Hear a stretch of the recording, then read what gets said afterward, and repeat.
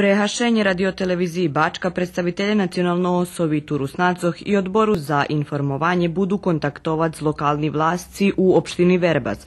Že bi dostali informaciju na jaki sposob tota lokalna samouprava planuje spoljnit zakonsku obovjazku, že bi hraždanoh informovala na jazikoh, ktori še službeno hasnuju.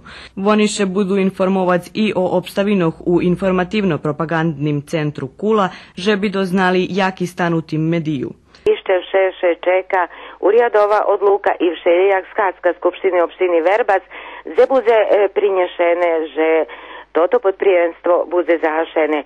Toto co po teraz my ešte nedostali nejakú informaciju, že jak bude vypatrať informovanie u Verbaše pohotovu. Nikto nespomínal programu na jazikoch menšinoh.